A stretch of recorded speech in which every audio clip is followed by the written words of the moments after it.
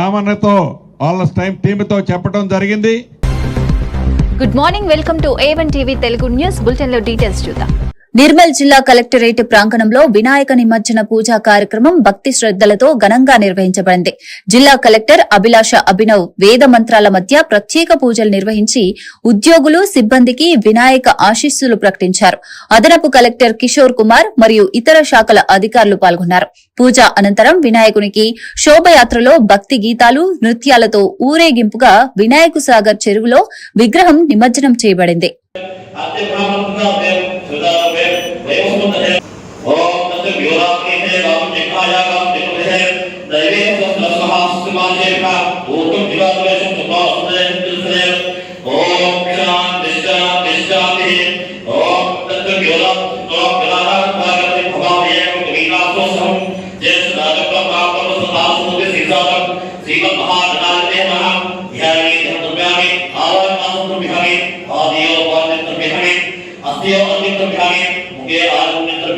Waktu